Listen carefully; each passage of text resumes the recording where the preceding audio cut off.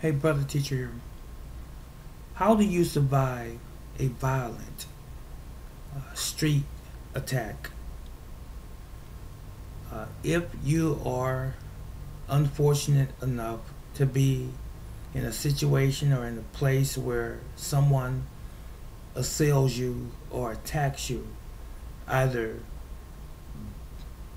one individual, mano a mano, as they say, barehanded, or with a weapon, or even more than one individual, or a multiple attack? How do you survive?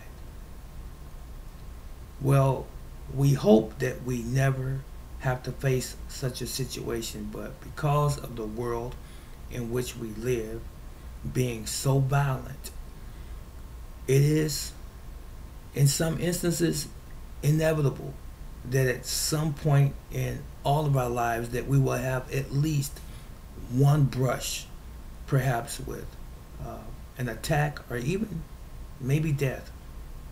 I hope not, for all of our sakes. But it is what it is. So, how do you avoid uh, being mortally wounded or injured really bad? Be conscious. Be consciously aware all of the time. I know that there are people out there that don't want to learn martial arts. They really don't. They're selfish to a degree.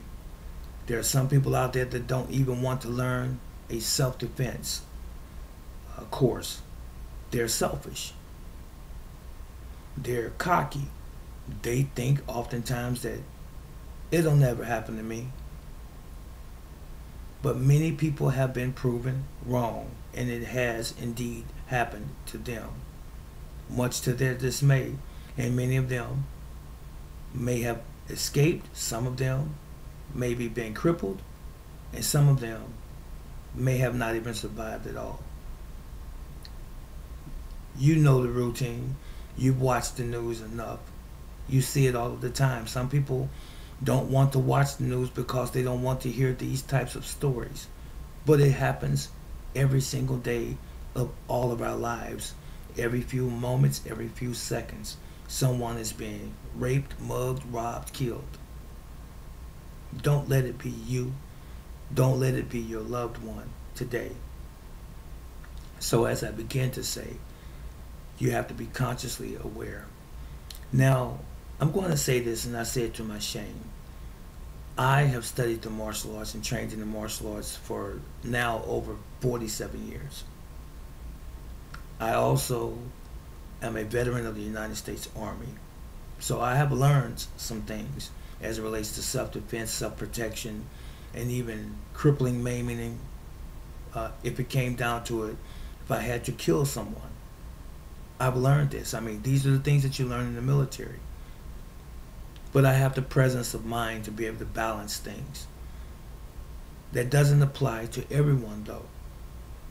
There are some people who have had no training, no formal training in martial arts or self-defense program, or not even have even been in the military. There are some people who have just skated through life with no undertakings of anything of the sort. So, what am I saying? I'm saying this. You need to get real. You need to swallow your pride or your ego, whatever the case is. And you need to take some time and invest in yourself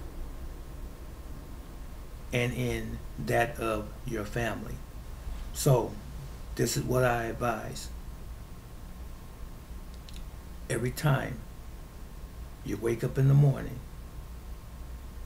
start you an exercise program. It doesn't have to last for long, at least to get it started. Get up in the morning, sit on the side of your bed, take a deep breath. Walk out of your front, your back, or your side door of your home, or on the balcony, first thing in the morning.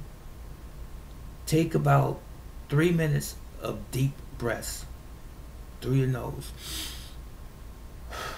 and out your mouth. That's oxygen therapy. That's one thing that we don't do enough, is take in sufficient oxygen. Most people are thoracic breathers, which means that they use the upper part of their chest to breathe. We're taught that in gym class in school. But if you notice, a newborn baby, a toddler, breathes through their stomach using their diaphragm. You see the belly going up and down.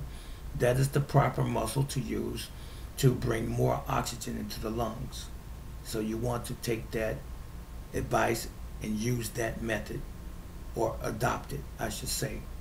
So we got our oxygen therapy in the morning. You want to make sure that once you've done that, you meditate for about 5 minutes. Meditate meaning what, brother teacher? Meditate means this.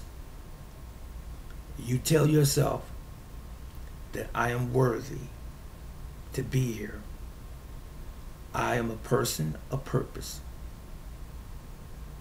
I love my life. I want to be here for my family and my friends. And I'm going to live my life accordingly each and every day. You tell this to yourself. And if you're not verbally saying it in the mirror, after a period of time, you start thinking it until it becomes your mantra every single day of your life. And let me tell you this, even though we feel like we're safe in the confines of our home, apartment, house, chateau, whatever, start the habit of looking around corners. Not as if you're paranoid, but start negotiating corners of your home as you're walking down the hall or up the steps and you're coming where a wall is or a corner. Start to look around the corner before you get to the corner. Carry this habit out of doors when you leave your home. When you're walking to your car, your SUV, your van, whatever, start looking at the ground, seeing if you see people standing on the other side of your vehicle. If it's a large vehicle, start looking around corners as you're walking, negotiating the corner with your eyes before you get to the corner again, being consciously aware again of your surroundings.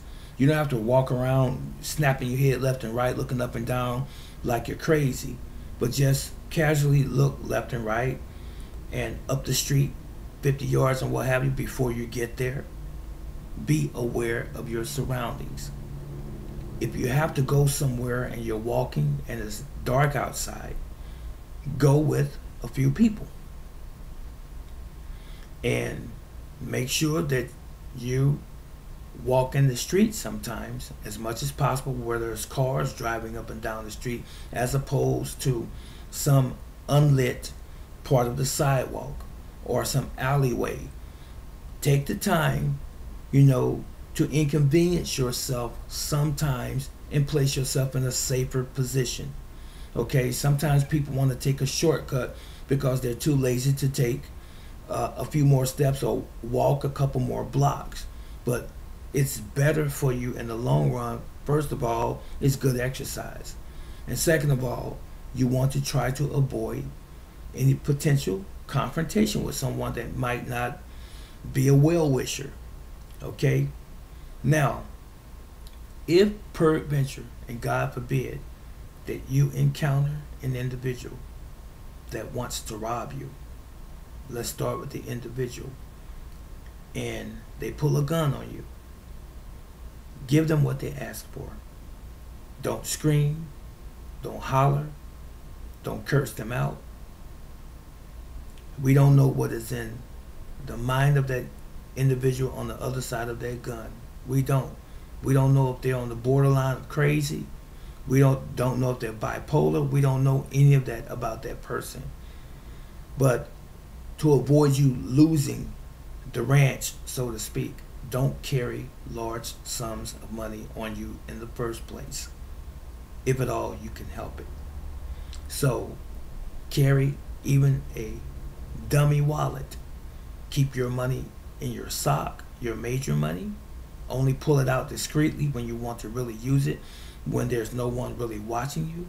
And carry a dummy wallet with just a few dollars in it, so that the person that could potentially be robbing you feel as though that they've gained something from you.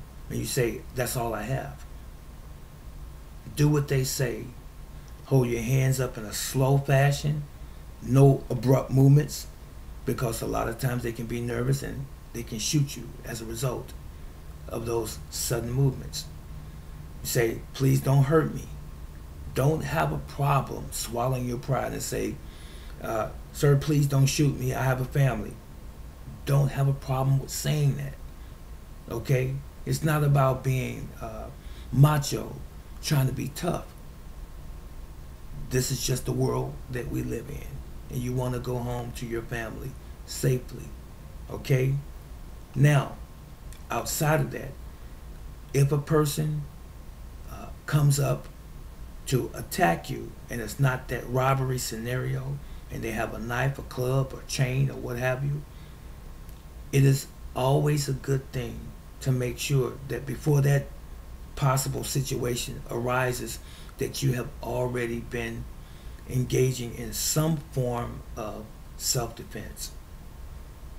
Learn to use the vital targets on a human being's body to attack.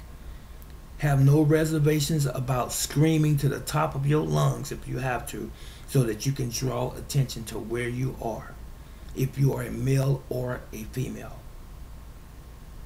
And someone has a knife and they're trying to stab you, scream while you're defending yourself. If a person has a knife and they're trying to stab you and you're a woman with a purse, use that purse as a shield. If you have a jacket, take the jacket off. If you're a male or a female, wrap it around your arms and try to defend yourself to the best of your ability. And while you're doing that, be looking for targets. When you seize an opportunity, I'm not talking about people who have studied martial arts or who have a certain rank in martial arts. I'm talking about the average Joe. When you see an opportunity to strike with everything that you have. Use a palm strike to the nose. Use your fingers to the eyes. Use your fingers to the throat. Grab the voice box with your fingers and collapse it if you have to. Kick and strike to the groin if it's a man that's attacking you. Use your elbow if you get up close enough, if they grab you, and go up under the chin. You can come down on top of the sternum and the chest with your elbow as well. Start getting flesh under your fingernails, ladies. If you have a stick or if you have an umbrella, use it, because it is a weapon. It is an extension of you.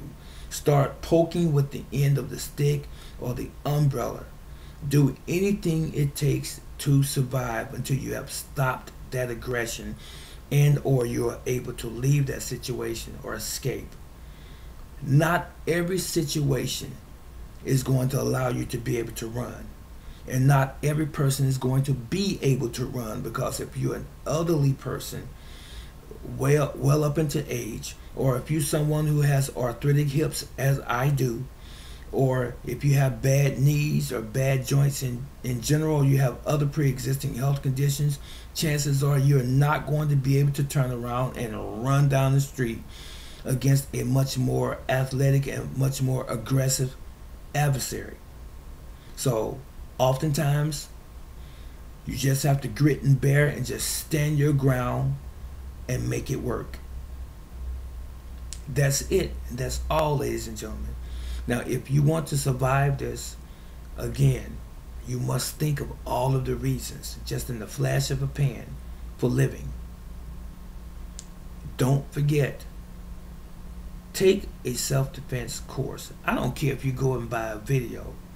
Buy you a dummy, get you some pillows, use the couch, use some makeshift dummy, anything to represent a potential assailant.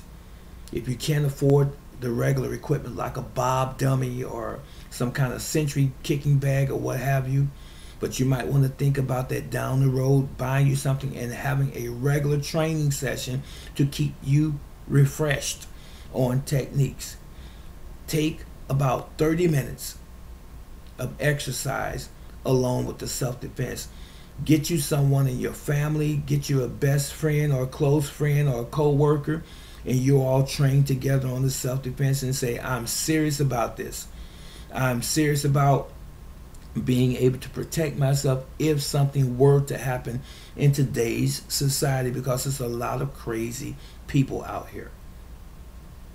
And you would appreciate me once you experience something like that. And as I said in the early part of the video, I hope it never happens to any of you that's listening to this video, but anything can happen according to Newton's law. And I've seen anything happen to people who didn't expect anything to ever happen. I had a student that was robbed at a bus stop and they took his paycheck. I had another friend that was robbed standing at a bus stop waiting for his bus, and they told him to take his clothes off, and he said he wasn't going to take his clothes off, but he still survived that situation. So I'm making an appeal to you. Train, practice some form of self-defense as if your life depended upon it, because your family is going to want you around for a long time, and you deserve to be here. This is Brother Teacher. I'm out.